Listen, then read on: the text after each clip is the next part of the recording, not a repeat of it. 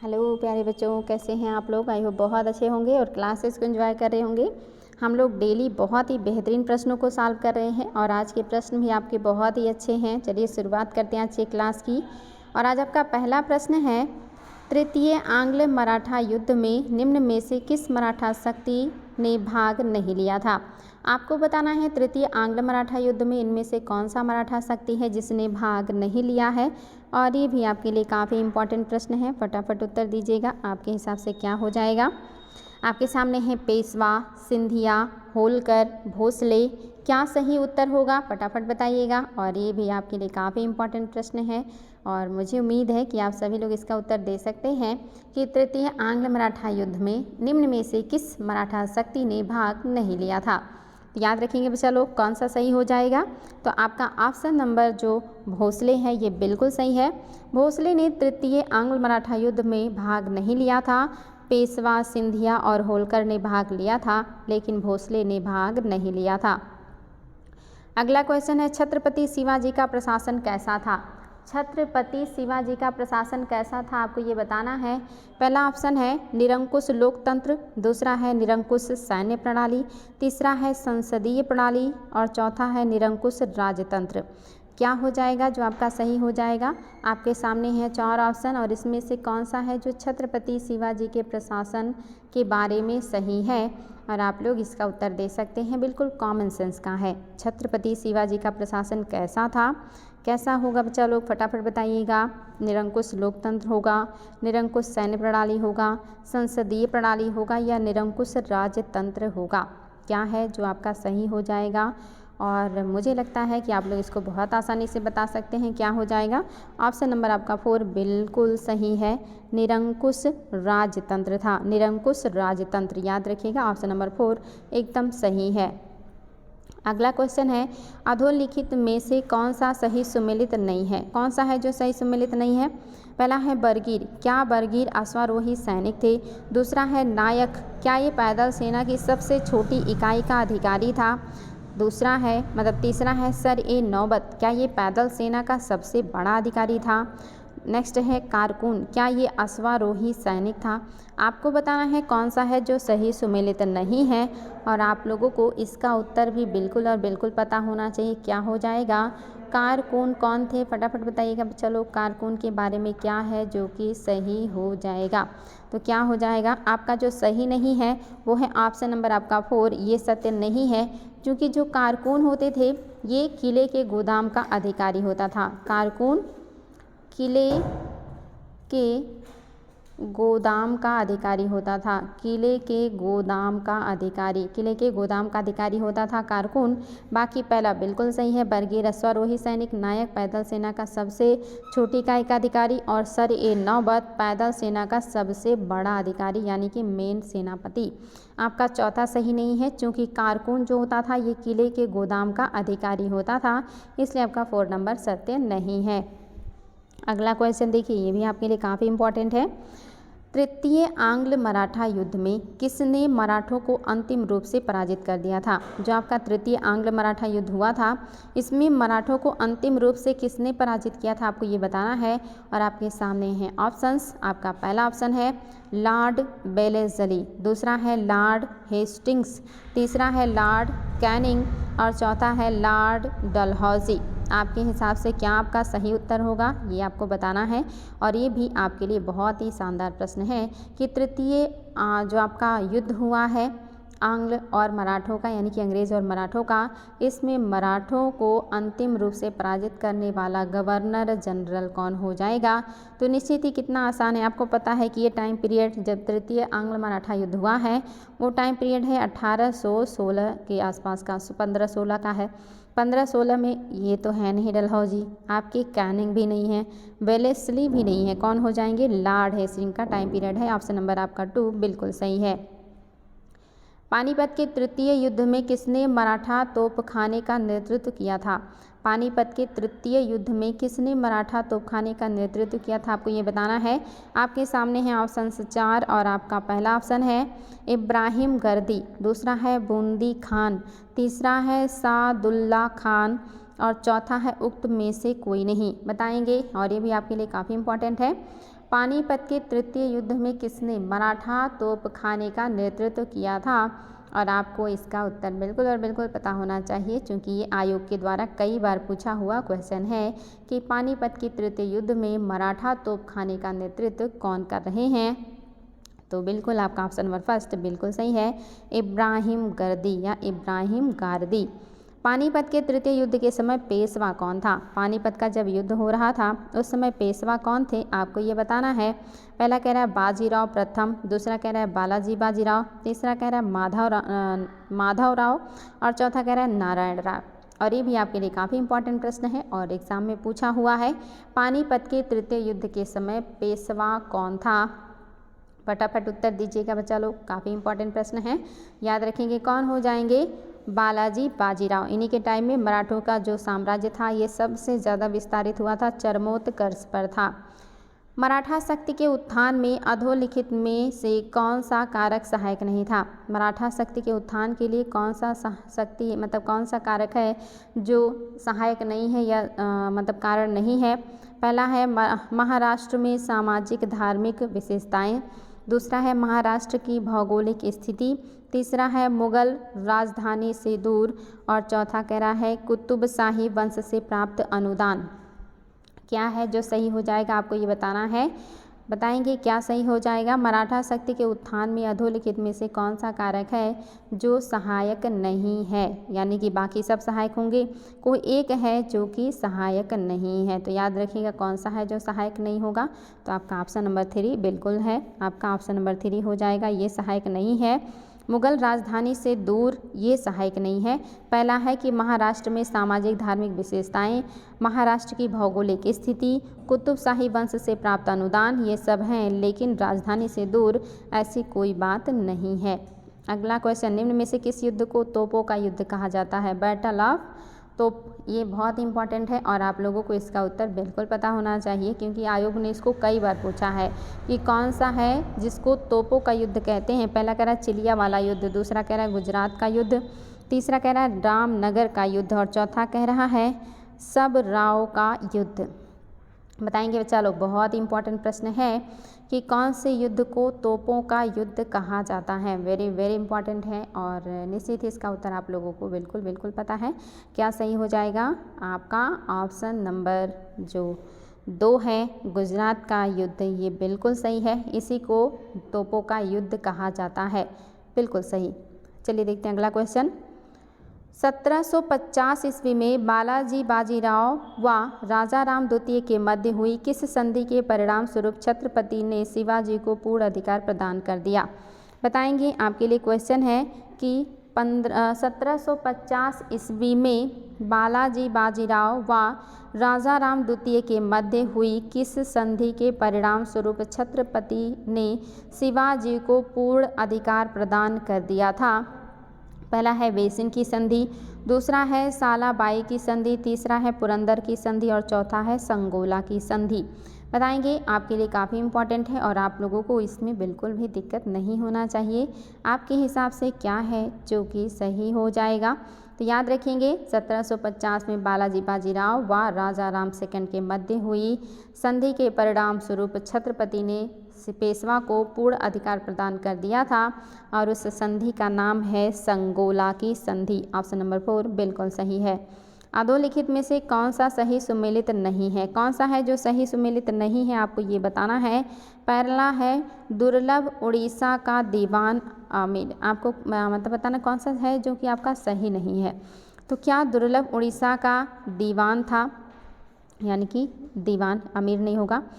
दुर्लभ उड़ीसा का दीवान था, क्या ये बात सही है? क्या जो आपके यहाँ पे होगा मदान, यानी कि जो आपके मीर मदान, इनका पूरा नाम था मीर मदान, क्या ये सिंध का दीवान था? क्या मोहम्मद रजा खां बंगाल के दीवान थे? क्या राजा सिताब राय बिहार के दीवान थे? कौन सा है जो सुमेलित नहीं है, आपको ये बताना है। और ये भी देखिए आपके लिए बहुत ही इम्पॉर्टेंट प्रश्न है, फटाफट उत्तर दीजिएगा कि कौन सा है जो सही सुमेलित नहीं है। और निश्चित ही आप लोगों को इसमें दिक्कत नहीं होना चाहिए, क्योंकि ये कॉमन सेंस का क्वेश्चन है। आप लोगों ने पढ़ा भी होगा कि जो आपका प्लासी का युद्ध हुआ था, इसमें जो सिराजुद्दौला के प्रति वफादार रहे थे वो कौन थे? वो थे मीर मदान। तो ये सिंध के दीवान नहीं है, बाकी सही है, ये याद कर लीजिएगा क्योंकि ये बहुत ही ज़्यादा इंपॉर्टेंट है। विभिन्न एग्जाम में ये इंडिविजुअल भी पूछा गया कि बिहार का दीवान कौन था, बंगाल का दीवान कौन था, उड़ीसा का दीवान कौन था। ये सारी चीज़ें बिल्कुल और बिल्कुल याद कर लीजिएगा। अगला देखिए, घसीटी बेगम, शौकत जंग और राजबल्लभ बंगाल के किस नवाब के प्रबल शत्रु थे? आज का सबसे आसान क्वेश्चन, घसीटी बेगम, शौकत जंग और राजबल्लभ बंगाल के किस नवाब के प्रबल शत्रु थे? पहला कह रहा है अली वर्दी खान, दूसरा कह रहा मीर जाफर, तीसरा कह रहा सिराजुद्दौला और चौथा कह रहा सुजाउद्दीन। बताएंगे बच्चा लोग क्या है जो सही हो जाएगा? और आप सभी को इसका भी उत्तर पता होगा, मुझे ऐसा उम्मीद है, क्योंकि ये आपका सबसे आसान है। क्या हो जाएगा? बिल्कुल पता है सबको, सिराजुद्दौला। इन्हीं के बारे में इतने सारे लोग मिलकर षड्यंत्र कर रहे थे।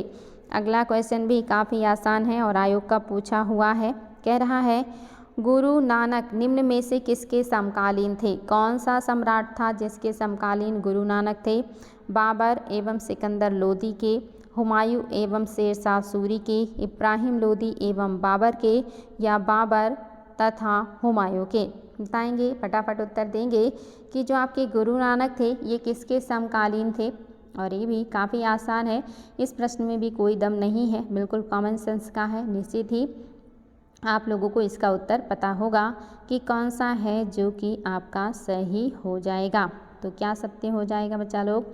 याद रखिएगा, आपका जो ऑप्शन नंबर 2 है हुमायूं और शेरशाह सूरी, इन्हीं के अच्छा किसके समकालीन नहीं थे बोलना है ना, तो इनके समकालीन नहीं है, बाबर के हैं, सिकंदर के हैं और साथ ही उसी समय आपको पता है इब्राहिम लोदी भी थे। तो ये सब लोग क्या है, एक दूसरे के समकालीन हैं।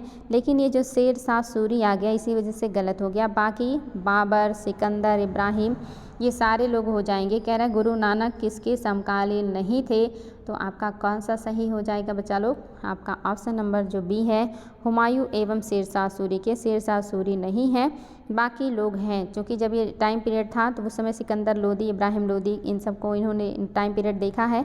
और सिकंदर लोदी के तुरंत बाद आपको पता है बाबर भी आ गए थे और बाबर के साथ ही हुमायूं भी थे पानीपत के युद्ध में। तो निश्चित ये सारे लोग रहेंगे। आपका दूसरा जो है ये सही नहीं है। अगला क्वेश्चन देखिए, अली वर्दी खान द्वारा 1751 ईस्वी में उड़ीसा को मराठों को सौंपने के पीछे प्रमुख कारण क्या था? क्या रीज़न था? कल आपने पढ़ा था कि उड़ीसा को अली वर्दी खान ने मराठों को सौंप दिया था। साथ ही आपने ये भी पढ़ा था कि मराठों में कौन से सरदार थे जिनको अली वर्दी खान ने उड़ीसा सौंपा था। ये सारी चीज़ें कल पढ़ी थी। आज देखिए आपका नया क्वेश्चन है कि अली वर्दी खान द्वारा 1751 ईस्वी में उड़ीसा को मराठों को सौंपने के पीछे प्रमुख कारण क्या था? आपको ये बताना है। पहला कह रहा है मुर्शिदाबाद से नियंत्रण करना कठिन था, दूसरा कह रहा है मुगल बादशाह की सलाह पर, तीसरा कह रहा है सैनिक दृष्टि से मराठों का श्रेष्ठ होना और चौथा कह रहा है बकाया धन के बदले। बताइए बच्चा लोग आपके हिसाब से क्या हो जाएगा कि अली वर्दी खान ने 1751 ईस्वी में उड़ीसा को मराठों को सौंपने के पीछे महत्वपूर्ण कारण क्या था? तो याद रखेंगे आपका क्या सही हो जाएगा? मराठों का जो सैनिक दृष्टिकोण से इनका श्रेष्ठ होना, इसी वजह से अली वर्दी खान को पता था कि हम हार जाएंगे और हारने के बाद ज़्यादा नुकसान होगा, इसीलिए संधि कर लिया उन्होंने। उड़ीसा का क्षेत्र दे दिया कि आप ले जाओ और हमें फिर मतलब डिस्टर्ब मत करना, आक्रमण मत करना। तो ये सैन्य दृष्टि से वो ज़्यादा ताकतवर या श्रेष्ठ थे। बक्सर के युद्ध में अंग्रेजी सेना का नेतृत्व किसने किया था? ये तो बहुत आसान है, हालांकि आयोग का पूछा हुआ क्वेश्चन है। पहला कह रहा है कि क्लाइव, दूसरा कह रहा है हेक्टर मुनरो, तीसरा कह रहा है स्टुअर्ट और चौथा कह रहा है मेडोज। बताएंगे बक्सर के युद्ध में अंग्रेजी का सेना का नेतृत्व कौन कर रहे हैं? आसान है, लेकिन चूँकि आयोग ने पूछा है इसीलिए आप लोगों को ये सारी चीज़ें बिल्कुल और बिल्कुल कॉन्फिडेंस के साथ याद होने चाहिए। कौन हो सकते हैं बच्चा लोग? तो आपका ऑप्शन नंबर जो 2 है बिल्कुल सही है, हेक्टर मुनरो। हेक्टर मुनरो बिल्कुल सही। आप सभी लोगों ने अच्छा प्रयास किया। अगला क्वेश्चन देखिए, नेक्स्ट क्वेश्चन भी इम्पॉर्टेंट है। प्लासी के युद्ध में अंग्रेजी सेना नायक रॉबर्ट क्लाइव को प्राप्त विजय के परिणाम स्वरूप उसे क्या मिला था? यानी कि प्लासी के युद्ध में अंग्रेजी सेना के जो नायक हैं रॉबर्ट क्लाइव, इनको जो मतलब जब विजय हुआ, इनको विजय मिली तो इसके बदले में इनको क्या मिला था?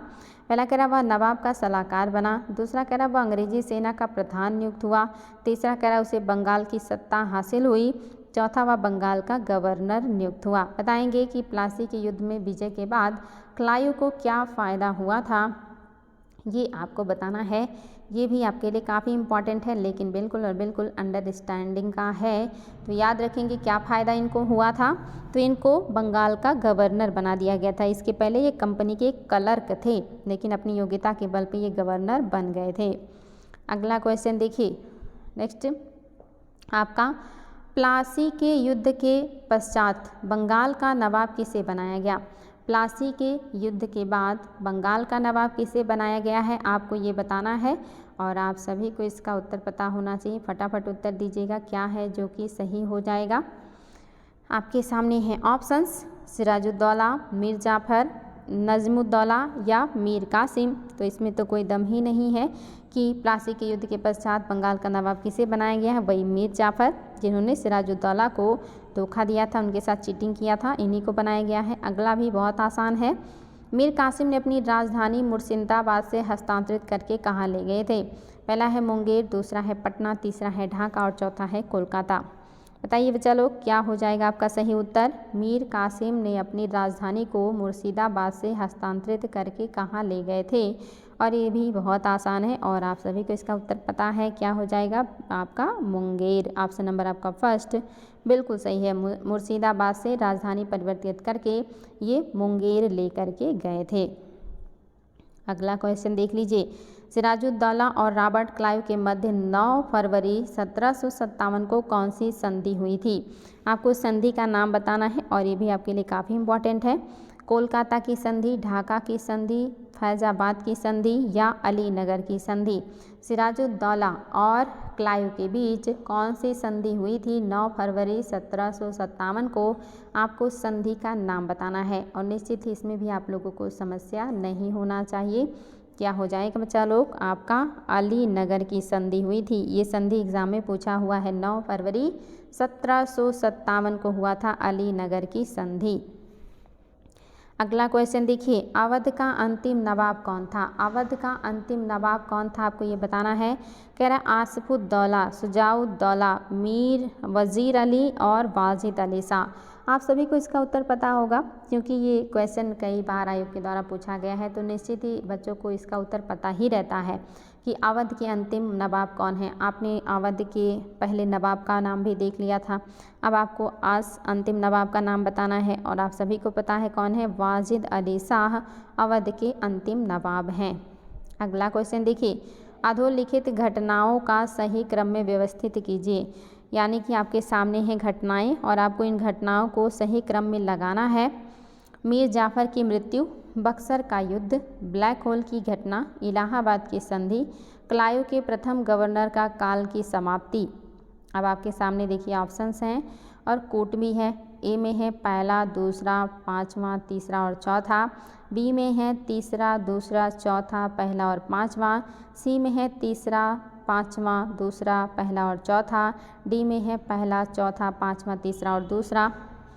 बताएंगे बच्चा लोग सही क्रम में कौन सा है जो लगा हुआ है और आप सभी को इसका उत्तर पता होना चाहिए। वेरी वेरी इम्पॉर्टेंट है। क्या हो जाएगा आपके हिसाब से। तो निश्चित ही इसमें भी आप लोगों को समस्या नहीं होना चाहिए और ये आपके लिए काफ़ी इम्पॉर्टेंट है। याद रखिएगा कौन सा है जो सही क्रम में है। आपका ऑप्शन नंबर जो सी है क्रम में है। यानी कि सबसे पहले कौन सी घटना हुई है, ब्लैक होल की घटना हुई है। आपने देखा था 1756 में ब्लैक होल की घटना हुई थी। ब्लैक होल के बाद क्लाइव की पहली जो गवर्नरशिप थी ये समाप्त हो गई। इसके बाद जो घटना हुई वो था बक्सर का युद्ध और बक्सर युद्ध के बाद ही मीर जाफ़र की मृत्यु हो गई और इनका बेटा नवाब बना था और लास्ट में आपकी इलाहाबाद की संधि हुई थी। तो इस तरह से आपका क्रम सी ऑप्शन सही हो जाएगा। चलिए देखते हैं हमारा अगला क्वेश्चन कि आपका क्या है जो कि सही हो जाएगा।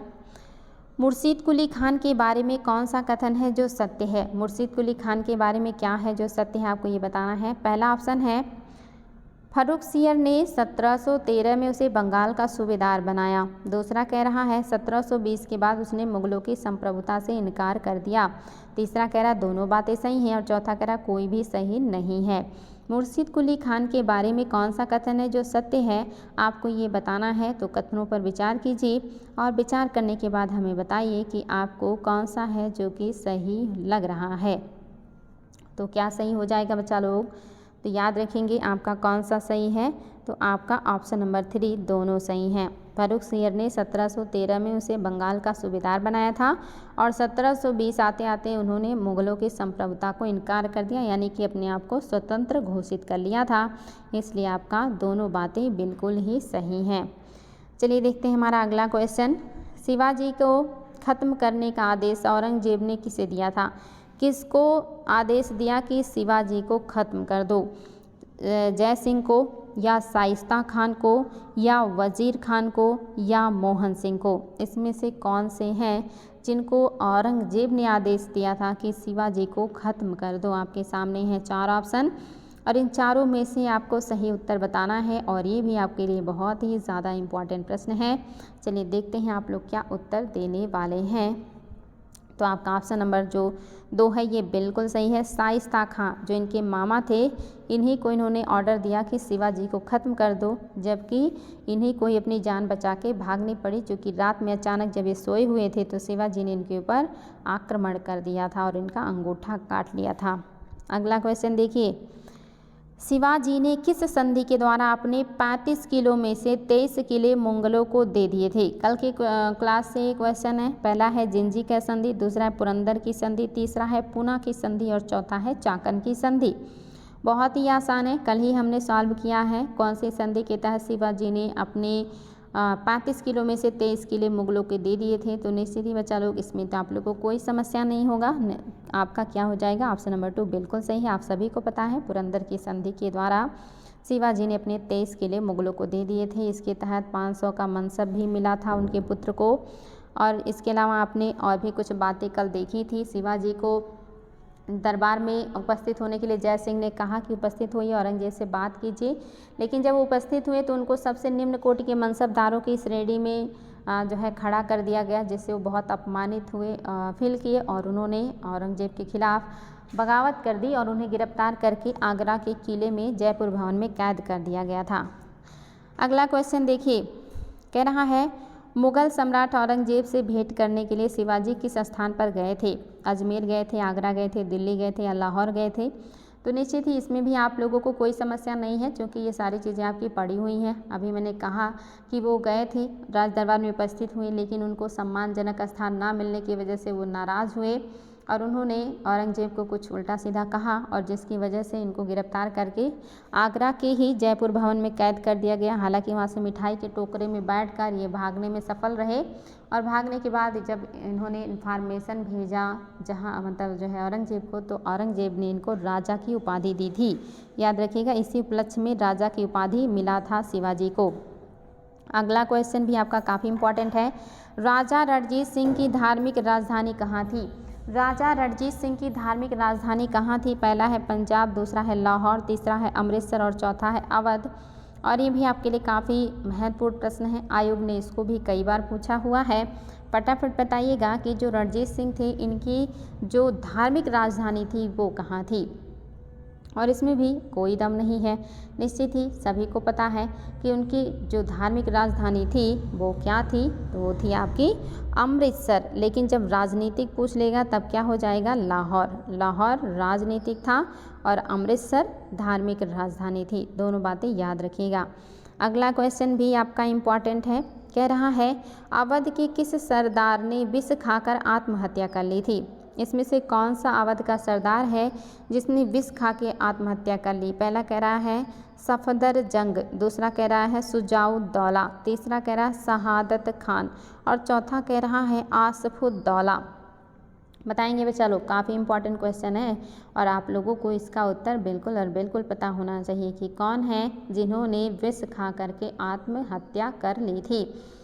आपने मतलब इनके बारे में मैंने आपको बताया भी था। इन्होंने मदद किया था, जो आक्रमण किए थे आपके तख्ते ताउस लूट के लेके गए थे, क्या नाम था उनका, नाम ही अभी याद नहीं आ रहा, जिन्हें नेपोलियन कहा जाता है ईरान का। उनका इन्होंने मदद किया था, गुप्त रूप से मदद किया था, इनवाइट किया था कि आके दिल्ली पे आक्रमण करो और हम आपको अपनी तरफ से भी 20 लाख रुपए या 20 करोड़ रुपए देंगे। और जब ये काम नहीं पूरा कर पाए और इस बात का खुलासा हो गया तब इन्होंने आत्महत्या कर लिया था। तो इसीलिए इन्होंने क्या किया, विष खा के आत्महत्या कर लिया। तो कौन है, तो याद रखिएगा इनका नाम आयोग के द्वारा पूछा हुआ क्वेश्चन है। कौन हो जाएंगे, फटाफट जान लीजिए कौन हो जाएंगे, सादत खान। ऑप्शन नंबर 3 आपका बिल्कुल सही है, सादत खान ने ही आत्महत्या कर लिया था। नाम भी है शहादत और इन्होंने अपनी आत्महत्या भी कर ली थी। अगला देखिए, बक्सर युद्ध के उपरांत अंग्रेजों को अधोलिखित में से क्या लाभ प्राप्त हुआ। जब बक्सर का युद्ध हुआ तो अंग्रेजों को क्या लाभ प्राप्त हुआ। पहला कह रहा है बंगाल पर अधिकार, दूसरा कह रहा है बंगाल बिहार उड़ीसा में दीवानी अधिकार, तीसरा कह रहा है अंग्रेजी सेना में वृद्धि और चौथा कह रहा है अवध पर अधिकार।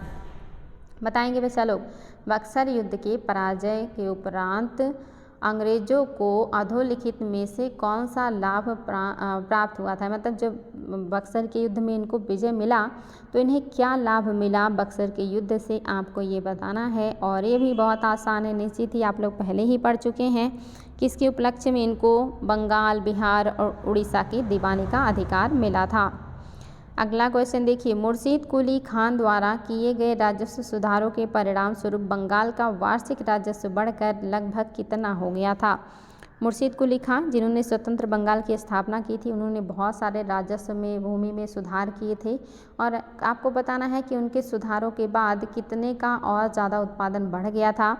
तो पहला कह रहा है 3 करोड़ रुपए की, दूसरा कह रहा है 90 लाख रुपए की, तीसरा कह रहा है 1 करोड़ 50 लाख रुपए की और आपका चौथा कह रहा है 2 करोड़ की। बताएंगे कितने का इनको फ़ायदा हुआ था जब इन्होंने सुधार का काम किया था। तो आपका ऑप्शन नंबर 3 बिल्कुल सही है, 1 करोड़ 50 लाख का इनको मुनाफा हुआ था, 1 करोड़ 50 लाख का इनको मुनाफा हुआ था। बाकी बातें आपकी सही नहीं हैं। अगला क्वेश्चन है आपका, शिवाजी की मृत्यु के बाद मराठा साम्राज्य का उत्तराधिकारी कौन था। फटाफट उत्तर दीजिएगा। शिवाजी की मृत्यु के बाद मराठा साम्राज्य का उत्तराधिकारी कौन हुआ। पहला कह रहा है संभाजी, दूसरा कह रहा है शिवाजी द्वितीय, तीसरा कह रहा है राजा राम और चौथा कह रहा है साहू। क्या सही हो जाएगा, फटाफट उत्तर दीजिएगा। शिवाजी की मृत्यु के उपरांत मराठा साम्राज्य का उत्तराधिकारी कौन बना था। और ये भी आपके लिए काफ़ी आसान है, आप सभी को इसका उत्तर पता होगा कि कौन हो जाएंगे। तो शिवाजी के उत्तराधिकारी आपको पता ही है कौन थे। आपका ऑप्शन नंबर 1 बिल्कुल सही है, संभाजी थे, संभाजी ही थे और यही इनके उत्तराधिकारी हुए थे। शिवाजी के संबंध में कौन सा कथन है जो सत्य है। शिवाजी के बारे में क्या बात है जो सही है, आपको ये बताना है। पहला, अपनी सेना को प्रशिक्षित करने के लिए विदेशियों को नियुक्त किया। दूसरा, मुस्लिम तीर्थ क्षेत्रों को राजस्व विहीन भूमि दान की। और चौथा कह रहा है कि पुर्तगाली व्यापारियों के साथ कोई संबंध नहीं रखा। और नेक्स्ट कह रहा, पूना को अपनी राजधानी बनाया। बताएंगे बच्चा लोग, शिवाजी के संबंध में अधोलिखित में से कौन सा कथन है जो कि आपका सत्य हो जाएगा। यानी कि इसमें से कोई एक स्टेटमेंट है जो शिवाजी के बारे में सही है और बाकी सही नहीं है और आपको वही बताना है। आपके सामने देखिए हैं 4 ऑप्शन, क्या है जो कि शिवाजी के बारे में सत्य है। कोई एक स्टेटमेंट है जो सत्य है, बाकी आपका सही नहीं है। तो याद रखिएगा कौन सा है। तो आपका जो ऑप्शन नंबर 2 है, मुस्लिम तीर्थ क्षेत्रों को राजस्व विहीन भूमि दान किया था इन्होंने, ये बात सही है, बाकी बातें इनके बारे में सही नहीं है। चलिए देखते हैं अगला, क्योंकि पूना को इन्होंने अपनी राजधानी नहीं बनाई थी बल्कि इन्होंने अपनी राजधानी रायगढ़ को बनाई थी। पुर्तगालियों से व्यापारियों से कोई संबंध नहीं था, ऐसा कोई बात नहीं है। अपनी सेना को प्रशिक्षण करने के लिए इन्होंने विदेशियों की नियुक्ति नहीं की है, बल्कि ये गोरिल्ला पद्धति से युद्ध किया करती थी। इन्हें विदेशियों के प्रशिक्षण की ज़रूरत नहीं है, गोरिल्ला पद्धति अपने आप में सबसे बढ़िया था। अगला क्वेश्चन देखिए, किस सूफी संत द्वारा स्वर्ण मंदिर की नींव रखी गई थी। इसमें से कौन सा सूफी संत है जिनके द्वारा स्वर्ण मंदिर की नींव रखी गई थी, आपको ये बताना है। पहला कह रहा है नाना फडणवीस, दूसरा कह रहा है सत्रुद्दीन, तीसरा कह रहा है मियाँ पीर और चौथा कह रहा है बहाउद्दीन। ये रिपीटेड प्रश्न है, आप लोगों को मैं पहले ही सॉल्व करवा चुकी हूँ, तो इसमें आप लोगों को समस्या नहीं होना चाहिए।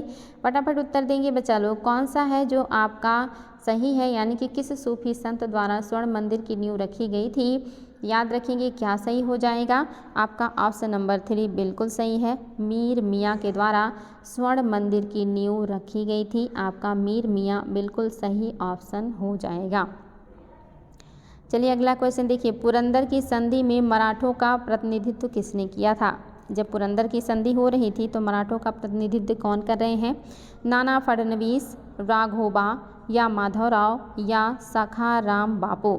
बताएंगे कि पुरंदर की संधि में मराठों का प्रतिनिधित्व कौन कर रहे हैं। और ये भी आपके लिए काफ़ी इम्पोर्टेंट प्रश्न है, बच्चा लोग फटाफट उत्तर दीजिएगा कौन सा है जो सही हो जाएगा। पुरंदर की संधि में मराठों का प्रतिनिधित्व कौन था, मराठों का प्रतिनिधि कौन था, ये आपको बताना है।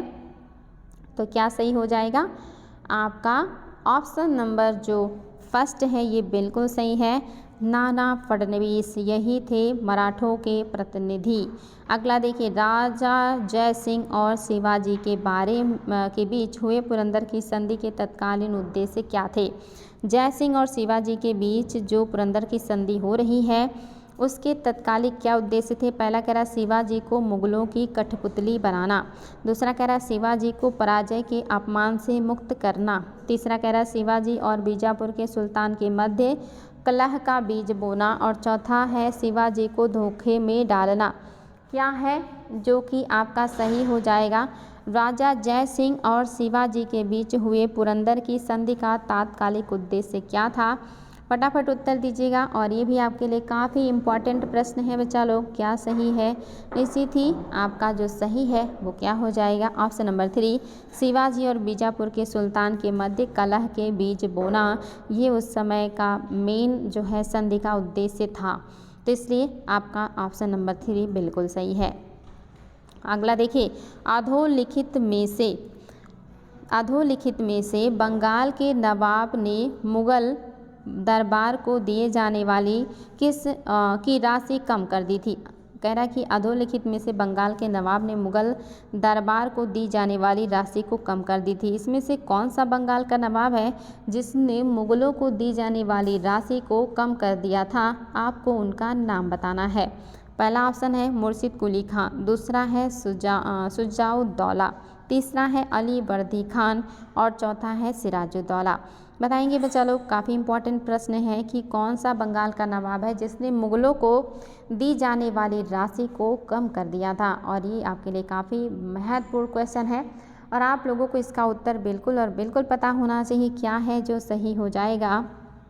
तो क्या सही हो जाएगा बच्चा लोग, आपका ऑप्शन नंबर जो 3 है, अली वर्दी खान ने ही मुगलों को दी जाने वाली राशि को कम कर दिया था। ऑप्शन नंबर 3 बिल्कुल सही है।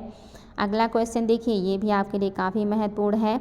बताएंगे, अधोलिखित में से किस शासक ने इलाहाबाद के प्रथम संधि पर हस्ताक्षर किया था। कौन से शासक हैं जिन्होंने इलाहाबाद के प्रथम संधि पर हस्ताक्षर किया था, आपको ये बताना है। पहला कह रहा है क्लायू मीर जाफर बलवंत सिंह, दूसरा कह रहा है रॉबर्ट क्लायू नजमुद्दौला और शाह आलम, तीसरा कह रहा है मीर कासिम रॉबर्ट क्लायू और सिराजुद्दौला, चौथा कह रहा है शाह आलम द्वितीय रॉबर्ट क्लायू और सुजाउद्दौला। बताएंगे अधोलिखित में से किस शासक ने इलाहाबाद के प्रथम संधि पर हस्ताक्षर किए थे। और ये भी देखिए काफ़ी शानदार प्रश्न है, देखते हैं आप लोग क्या उत्तर देने वाले हैं इसका। और ये भी बिल्कुल याद करके रखिएगा, आपका जो सही हो जाएगा वो क्या सही है। आपका ऑप्शन नंबर बी सही है, क्लायू थे उस समय के नवाब, नजमुद्दौला थे क्योंकि मीर जाफ़र की मृत्यु हो चुकी थी, और जो मुग़ल शासक थे वो थे शाह आलम। पहली संधि शाह आलम से ही हुई थी, इसके बाद जो है सुजाउद्दौला से भी अलग से संधि की गई थी। याद रखिएगा, काफ़ी इंपॉर्टेंट है। अगला क्वेश्चन भी देखिए आपका काफ़ी महत्वपूर्ण है। मराठों की स्वतंत्रता के युद्ध का नेतृत्व किसने किया था। मराठों की स्वतंत्रता के युद्ध का नेतृत्व किसने किया था। पहला कह रहा है दुर्गादास, दूसरा कह रहा है अहिल्याबाई, तीसरा कह रहा है ताराबाई और चौथा कह रहा है जीजाबाई। बताएंगे, फटाफट उत्तर दीजिएगा बच्चा लोग, काफ़ी इंपॉर्टेंट है। मराठों की स्वतंत्रता के युद्ध का नेतृत्व किसने किया था। और ये तो काफ़ी आसान और एकदम से अंडरस्टैंडिंग का प्रश्न है, तो इसमें तो बिल्कुल ही दिक्कत नहीं होने वाला है आप लोगों को। क्या हो जाएंगी? ऑप्शन नंबर आपका 3 बिल्कुल सही है, ताराबाई ने किया था। ये आपके लिए एकदम इम्पॉर्टेंट है, क्योंकि जीजाबाई कभी डायरेक्ट, अहिल्याबाई डायरेक्ट, ये सब लोग डायरेक्ट नहीं टक्कर ले रहे हैं, लेकिन ताराबाई ने लंबे समय तक औरंगजेब को टक्कर दिया था। अगला क्वेश्चन देखिए, नेक्स्ट क्वेश्चन भी आपका बहुत इंपॉर्टेंट है। अष्टप्रधान के बारे में कौन सा कथन है जो सत्य है? अष्टप्रधान के बारे में क्या सत्य है आपको ये बताना है। पहला कह रहा है शिवाजी सदैव अष्टप्रधान के संयुक्त निर्णय को मानते थे। दूसरा कह रहा है सेनापति सेना का सर्वोच्च सेना नायक था। तीसरा कह रहा है दोनों बातें सही हैं। चौथा कह रहा कोई भी सही नहीं है। आपको बताना है अष्टप्रधान के बारे में कौन सा कथन है जो सही है। एक दिन मैंने आपसे पूछा था अष्टदिग्गज कौन थे और किसके दरबार में थे, आप लोगों ने उत्तर नहीं दिया था। अष्टदिग्गज जो है ये तेलुगु कवि थे, 8 तेलुगु कवि थे जो कि कृष्णदेव राय द्वितीय के, मतलब जो कृष्णदेव राय हैं इनके दरबार में थे। कृष्णदेव राय के दरबार में अष्ट दिग्गज रहते थे, जिनको कहा जाता था कि 8 तेलुगु कवि थे। और कृष्णदेव राय जो थे ये तुलु राजवंश के सबसे शक्तिशाली राजा थे। ये सारी बातें याद रखिएगा। फिलहाल तो आपको जो उत्तर देना है वो क्या सही हो जाएगा, ये आपको बताना है। शिवाजी के अष्टप्रधान के बारे में क्या है जो कि सही हो जाएगा। तो सत्य बताना था बच्चा लोग, तो निश्चित ही क्या सही हो जाएगा। तो आपकी जो बातें हैं वो दोनों की दोनों बिल्कुल सही हैं। अष्टप्रधान के बारे में सत्य कथन आपको बताना था, तो ये दोनों बातें आपकी बिल्कुल सही हैं कि जो शिवाजी हैं ये सदैव अष्टप्रधान के संयुक्त निर्णय को मानते थे और सेनापति सेना का सर्वोच्च सेना नायक होता था। ये दोनों बातें आपकी बिल्कुल करेक्ट हैं। चलिए आगे बढ़ते हैं और देखते हैं हमारा अगला क्वेश्चन। किसके समय में अष्टप्रधान परिषद का विघटन हो गया था? किसके टाइम पीरियड में जो अष्टप्रधान परिषद था इसका विघटन हो गया? पहला कह रहा है शिवाजी, दूसरा कह रहा है साहू जी, तीसरा कह रहा है संभाजी और चौथा कह रहा है राजा राम मोहन राय, राजा राम। आपको बताना इनमें से कौन से मराठा हैं जिनके टाइम पीरियड में अष्ट जो प्रधान है जो शिवाजी के टाइम में शुरू हुआ था इसका विघटन हो गया था। आपको उनका नाम बताना है और ये भी देखिए इम्पॉर्टेंट है। कौन हो जाएंगे, फटाफट उत्तर दीजिएगा। और निश्चित ही आप लोगों को इसका उत्तर पता होगा, क्योंकि आप लोग मतलब जो है मॉडर्न हिस्ट्री पढ़ा है और उसमें से काफ़ी कुछ फैक्ट वाली चीज़ें आपकी क्लियर होंगी। जो कि हिस्ट्री पढ़ा है तो निश्चित ही बहुत सारी चीज़ें क्लियर हो गई होंगी। तो क्या सही है? संभाजी। याद रखिएगा अष्टप्रधान को किसने विघटित कर दिया था? तो संभाजी ने इसको विघटित कर दिया था। याद रखिएगा, काफ़ी इम्पॉर्टेंट है। अगला क्वेश्चन देखिए, शिवाजी का जन्म निम्न में से किस जिले में हुआ था? शिवाजी का जन्म किस जिले में हुआ था? पुरंदर में, चंपानेर में, जिंजी में, सिवनेर में। काफ़ी इम्पॉर्टेंट है, हालांकि आसान है क्योंकि रिपीटेड है बच्चा लोग। आप लोग इसको सॉल्व कर चुके हैं तो आप लोगों के लिए तो इसमें कोई समस्या नहीं होना चाहिए, जो कि निश्चित ही रिपीटेड प्रश्न है तो उसमें तो बिल्कुल भी गलत नहीं होगा, सभी को सही मालूम है। क्या सही हो जाएगा आपका? ऑप्शन नंबर 4 बिल्कुल सही है। सिवनेर के दुर्ग में इनका जो है जन्म हुआ था और इन्होंने अपना जो राज्याभिषेक है ये कहाँ पे कराया था? रायगढ़ में। अगला देखिए, मिदनापुर का क्षेत्र बंगाल के किस नवाब ने कंपनी को प्रदान किया था? बंगाल के किस नवाब ने मिदनापुर का क्षेत्र जो है ये कंपनी को प्रदान किया था? पहला कह रहा अली वर्दी खां, दूसरा कह रहा सिराजुद्दौला, तीसरा कह रहा मीर जाफर और चौथा कह रहा मीर कासिम। आपके सामने हैं 4 ऑप्शन और आपको इसमें से बताना है कि कौन सा नवाब है जिसने कंपनी को मिदनापुर का क्षेत्र जो है मिदनापुर का क्षेत्र दिया था। और ये भी आपके लिए शानदार प्रश्न है, क्या हो जाएगा? तो याद रखेंगे आपका मीर कासिम हो जाएगा। मीर कासिम ने मिदनापुर का जो क्षेत्र है ये कंपनी को दिया था। अगला क्वेश्चन, अधोलिखित में से कौन सा राज्य अंग्रेजों के लिए दुधारू गाय के समान था? कौन सा राज्य है जो अंग्रेजों के लिए दुधारू गाय के समान है? कह रहा है मैसूर, दूसरा कह रहा है हैदराबाद, तीसरा कह रहा है बंगाल और चौथा कह रहा है अवध। इसमें से कौन सा क्षेत्र हो सकता है जो अंग्रेजों के लिए दुधारू गाय हो सकता है? और आपको इसमें भी दिक्कत नहीं होना चाहिए, क्या हो जाएगा? तो निश्चित ही बच्चा लोग काफ़ी इम्पॉर्टेंट है और आप लोगों को ये बिल्कुल याद करना है। हालांकि यहाँ थोड़ी कंफ्यूज हो सकते हैं क्योंकि अंग्रेज़ों के परिप्रेक्ष्य में कह रहा है और आप लोग अगर उस परिप्रेक्ष्य से नहीं सोचेंगे तो थोड़ी सी समस्या हो सकती है। तो आपका क्या सही हो जाएगा? आपका ऑप्शन नंबर 4 सही है, अवध। अवध इनके लिए दुधारू गाय थी। और अगर ऐसे बात करें कि कामधेनु जैसा कौन सा था, तो ये था बंगाल, जो कि आपका बहुत ही ज़्यादा वहाँ से इनकम होता था। अगला क्वेश्चन देखिए, प्लासी के युद्ध के पश्चात भी अंग्रेज़ों ने बंगाल के नवाब के पद को बनाए रखा, क्योंकि क्या रीज़न था कि प्लासी के युद्ध के बाद भी अंग्रेज़ों ने बंगाल के नवाब का पद बनाए रखा, उसको समाप्त नहीं किया। पहला कह रहा है नवाब का पद एवं उसकी व्यवस्था उनके हितों का संरक्षण करती थी। दूसरा कह रहा है मुस्लिम भावना को अनुकूल रखना चाहते थे। तीसरा कह रहा मुग़ल बादशाह के प्रति उपकार से डरते थे, मतलब यहाँ पे होना चाहिए था प्रत्युत्तर से, या कहिए कि बदले में वो प्रतिक्रिया कर सकते थे, तो प्रत्युपकार से डरते थे। और चौथा कह रहा है मीर जाफ़र के तर्क को स्वीकार कर चुके थे। क्या है जो सही हो जाएगा? क्यों उन्होंने प्लासी के युद्ध के बाद नवाब के पद को नहीं समाप्त किया है? क्योंकि वो नवाब का पद एवं उसकी व्यवस्था उनके हित का संरक्षण करती थी। अगर वो लोग समाप्त कर देते तो उनके हितों का संरक्षण कैसे होता, और फिर भारतीय लोग सशंकित हो जाते या अन्य विदेशी शक्ति भी इस तरफ लालायित हो सकती थी। इसलिए उन्होंने मात्र स्टाम्प के मोहर की तरह इस्तेमाल किया था नवाब को, और उनको बनाए रखा था लंबे समय तक। अगला क्वेश्चन देखिए, ये भी इम्पॉर्टेंट है। मराठा राज्य में सबसे अंत में अंग्रेजों की सहायक संधि स्वीकार करने वाला कौन था? मराठा राज्य में सबसे अंत में अंग्रेजों की सहायक संधि किसने स्वीकार किया है? पहला कह रहा है गायकवाड़, दूसरा कह रहा है सिंधिया, तीसरा कह रहा है होलकर और चौथा कह रहा है भोसले। इनमें से कौन से मराठा सरदार हैं जिन्होंने सहायक संधि सबसे लास्ट में स्वीकार किया, सबसे अंत में स्वीकार किया है? सिंधिया हैं, होलकर हैं, भोसले हैं या गायकवाड़ हैं? तो याद रखेंगे क्या है जो कि सही हो जाएगा। आपका ऑप्शन नंबर 3 बिल्कुल सही है, होलकर। ऑप्शन नंबर 3 आपका बिल्कुल सही हो जाएगा। होलकर ने ये किया था, होलकर आपका 3 ऑप्शन बिल्कुल करेक्ट है। अगला क्वेश्चन देखिए, हैदर अली ने किस वर्ष में मैसूर पर अपना आधिपत्य स्थापित कर लिया था?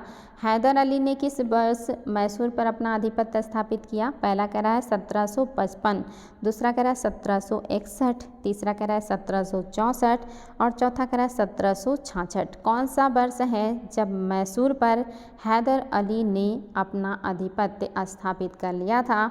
आपको ये बताना है। बताएंगे फटाफट आपके हिसाब से क्या है जो कि सही हो जाएगा।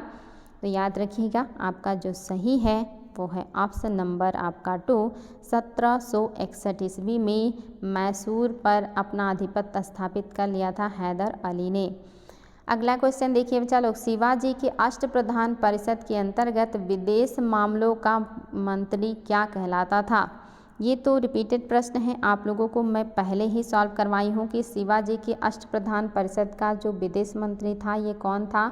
और ये क्वेश्चन भी बहुत बार आयोग के द्वारा पूछा गया है और बच्चे यहाँ कंफ्यूज भी बहुत होते हैं। तो पहला कह रहा है मंत्री, दूसरा कह रहा है सुमंत, तीसरा कह रहा है पेशवा और चौथा कह रहा है अमात्य। मैंने इसको याद करने के लिए आप लोगों को ट्रिक भी बताई थी जब मैंने आपको पहली बार सॉल्व करवाया था कि कैसे याद रखेंगे कि मतलब जो है आपके शिवाजी के टाइम के अष्टप्रधान में विदेश मंत्री कौन था। तो मैंने कहा था कि जो विदेश मंत्री होते हैं वो अलग अलग देशों या राज्यों के मतों को मिलाने का काम करते हैं, और जब मत मिलते हैं तो विदेशी संबंध अच्छा होता है। तो क्या हो जाएगा? सुमंत, अच्छे मतों को मिलाने वाला। ऑप्शन नंबर 2 बिल्कुल सही है। अगला देखिए, निम्न में से सर्वप्रथम कौन सा किला शिवाजी ने जीता था? सबसे पहले शिवाजी ने कौन सा किला जीता था आपको ये बताना है। पहला ऑप्शन है जावाली, दूसरा है पुरंदर, तीसरा है तोरण और चौथा है सिंहगढ़। इनमें से कौन सा किला शिवाजी ने सबसे पहले जीता था आपको ये बताना है, और ये भी इम्पॉर्टेंट है और आयोग ने इसको भी पूछा हुआ है।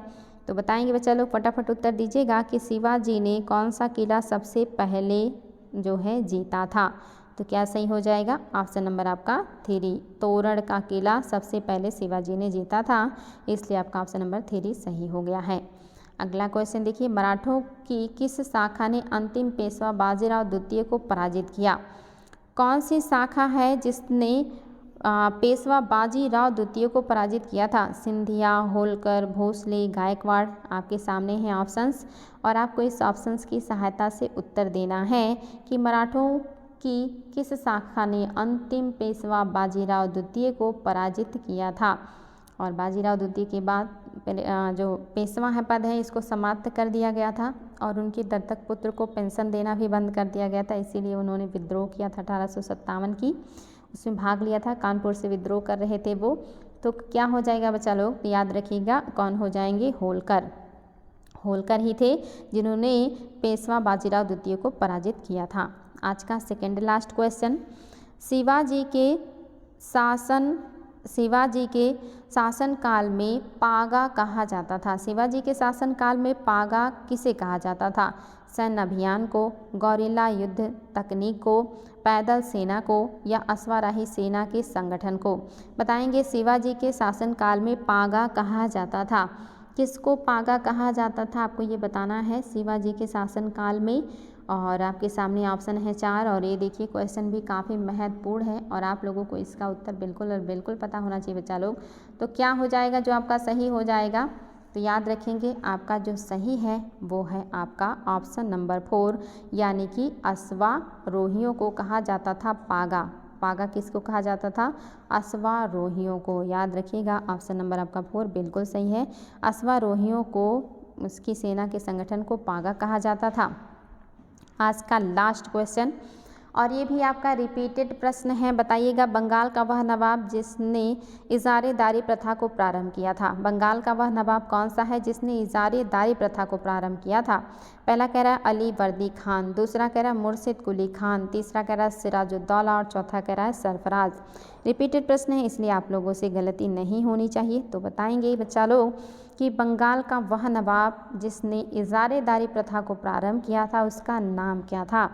तो इसमें भी निश्चित ही याद होगा कि हमने ये क्वेश्चन पहले भी किया है, तो अगर याद है तो आप सभी का उत्तर सही है। क्या हो जाएगा आपका ऑप्शन नंबर जो 2 है ये बिल्कुल सही है। मुर्शिद कुली खान ने ही बंगाल में इजारेदारी प्रथा को जो है शुरू किया था। इजारेदारी प्रथा का मतलब होता है कहीं के लैंड का जो है बोली लगा करके उसको नीलाम कर देना और जो व्यक्ति भी उस लैंड का मालिक बने भू राजस्व वसूले, मतलब जो सबसे ज़्यादा बोली लगाएगा कि हम इस क्षेत्र से इतना ज़्यादा राजस्व वसूल के देंगे, उसको वो क्षेत्र अलॉट कर देना, फिर वो वहाँ से राजस्व वसूल करके राजा को या नवाब को देता था।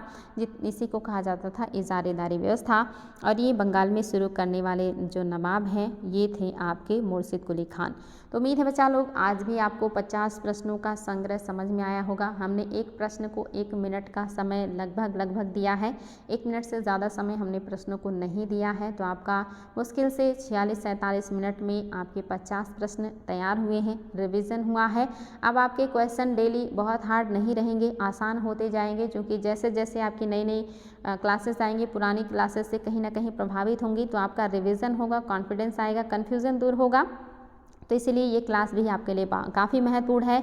रिवीजन करना मस्ट है, अन्यथा पढ़ाई करने से कोई फ़ायदा नहीं है। तो रिवीजन करिए हर रोज़ और कॉन्फिडेंस बूस्ट कीजिए। उम्मीद है आप लोगों को क्लासेस अच्छी लग रही होंगी। तो हम लोग ऐसे ही शानदार प्रश्नों के साथ फिर मिलेंगे। आज के लिए इतना ही। Thank you so much.